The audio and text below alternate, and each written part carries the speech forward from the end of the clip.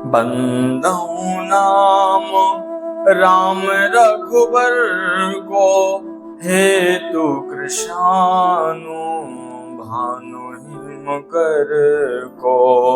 विधि हरिहर में वेद प्राण सो, अगुण अनुपम गुण निधान शो।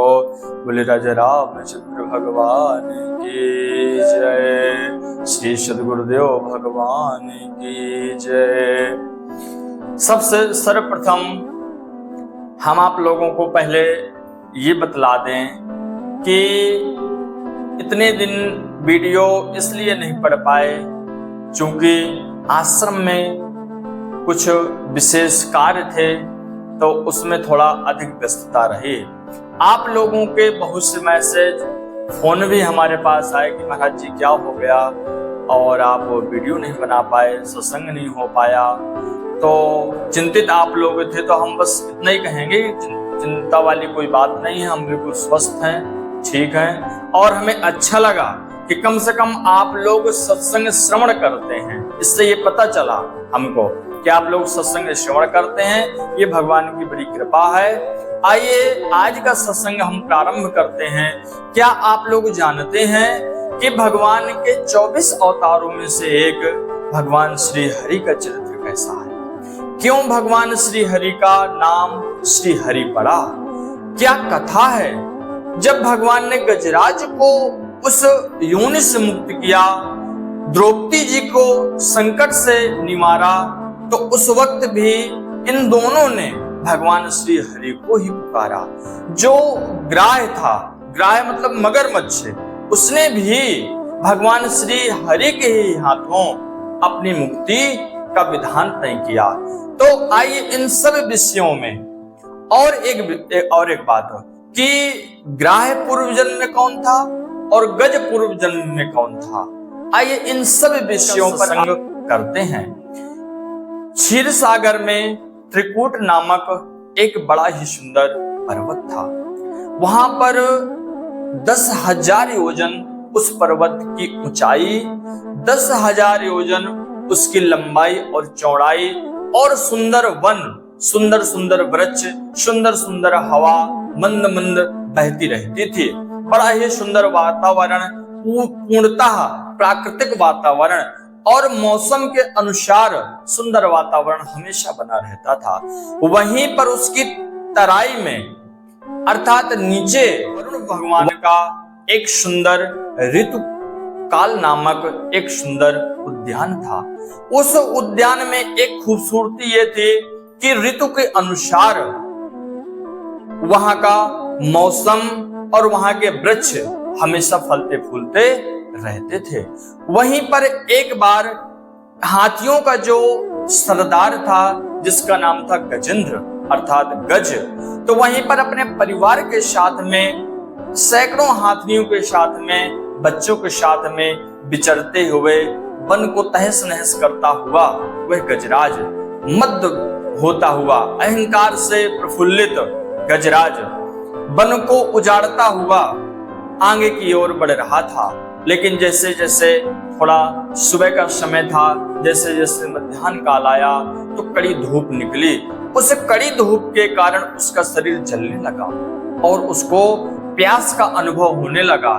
प्यास से व्याकुल होकर के वो परिवार सहित जल की तलाश में निकलने लगा।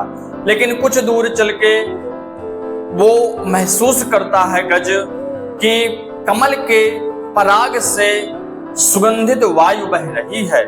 उसने सोचा कि निश्चित रूप से आसपास ये वायु बह रही है तो वहां पर जल होगा। जैसे ही थोड़ा दूर और आगे वो गजराज बढ़ा तो देखा कि एक सुंदर सरोवर, जहां पर कमल के पराग से व्यवस्थित रूप से वह जल बढ़िया बह रहा था। जाकर के गजराज ने अपने परिवार सहित उस सरोवर में पहले तो खूब जलपान किया। जलपान करने के बाद में खूब स्नान किया और अपना भी स्नान करने लगा और सूंड से हाथियों को भी स्नान करवा रहा है। आपस में सारा परिवार मिलजुल कर कीड़ा करने लगा। लेकिन ये सब खुशी की स्थिति जो वहां पर रहने वाला ग्राह था उसको अच्छा न लगा। वो क्रोधित हो गया। अब क्रोधित होकर के उस गज का पैर ऐसे पकड़ लिया मानो काल ने मृत्यु को पकड़ लिया हो।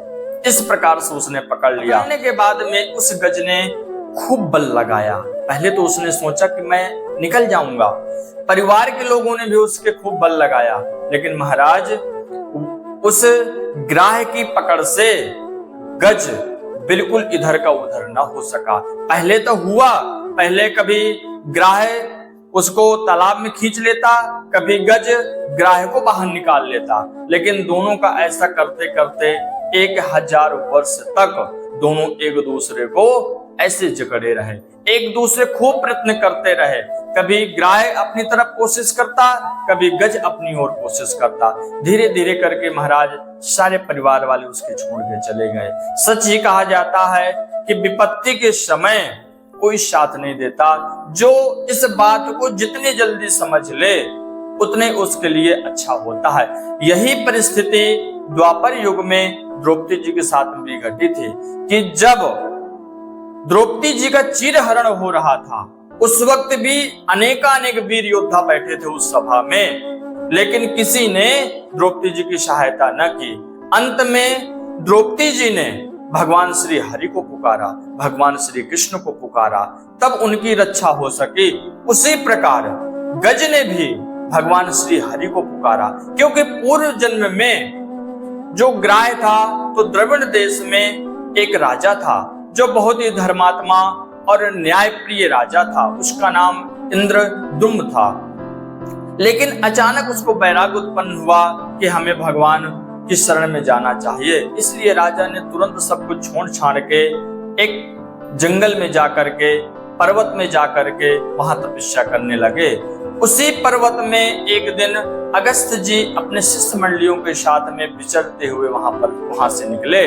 लेकिन अगस्त्य जी ने देखा कि इसने हमारा कोई सत्कार नहीं किया, न कोई हमारा स्वागत किया, न सत्कार किया। इस पर क्रोधित होकर के अगस्त्य जी ने उस राजा को श्राप दे दिया और कह दिया, जाओ तुम हाथी हो जाओ। राजा ने भी सोचा कि मेरे प्रारब्धवश ये श्राप मुझको मिला है, इसलिए राजा ने कुछ नहीं बोला और भगवान की स्मृति उसको मिली। इसीलिए जब वो फंस गया, फंसने के बाद में जब कोई उसकी सहायता के लिए उपस्थित नहीं हुआ, तब उसी गज ने भगवान श्री हरि को पुकारा। अब आइए जानते हैं थोड़ा सा कि वो जो ग्राह पकड़े था गज को, वो कौन था।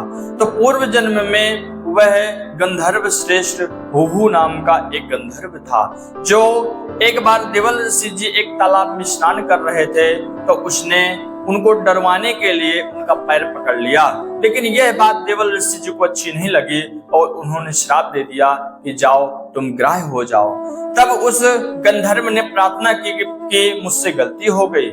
तो उन्होंने कहा कि परेशान नहीं हो, भगवान अवतरित होंगे और तुमको मुक्ति प्रदान करेंगे। तो ये थी उनके पूर्व जीवन का संक्षेप में थोड़ा सा वर्णन। जब गजराज के पास में पूर्व जन्म की स्मृति थी, तो उस प्रार्थना से, उस स्तुति से, उस स्मृति से उसने भगवान को पुकारा।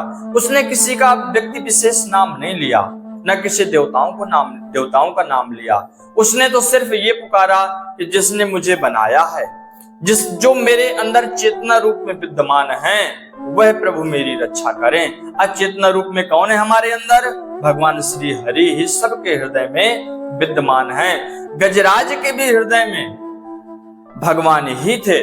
तो भगवान तुरंत गरुड़ पे सवार होकर के आते हैं और जब ऐसी परिस्थिति गजराज की देखते हैं, तुरंत सुदर्शन चक्र से ग्राह का मुख छिन्न भिन्न कर देते हैं और गज की रक्षा कर देते हैं।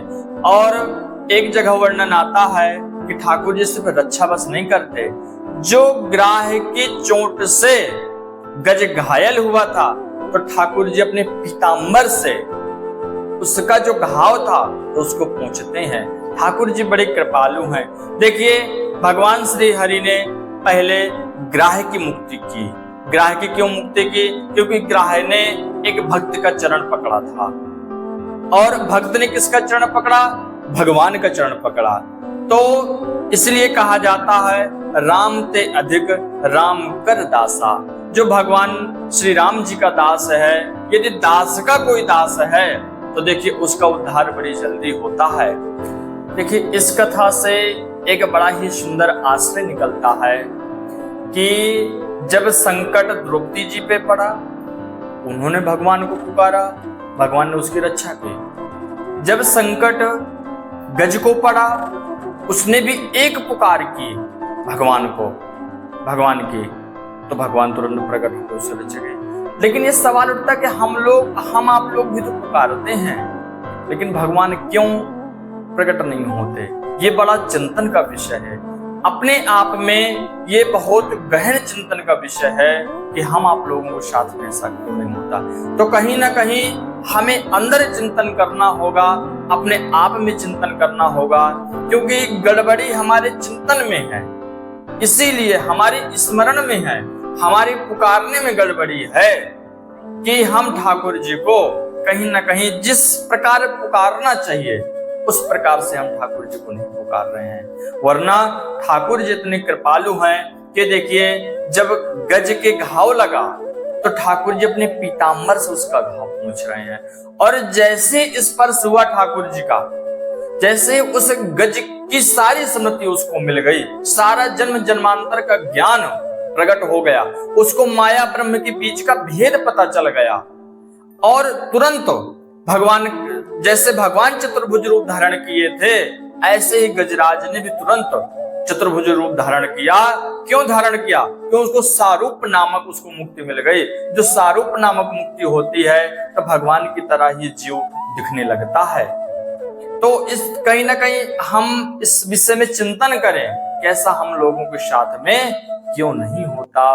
बोले राजा रामचंद्र भगवान की जय।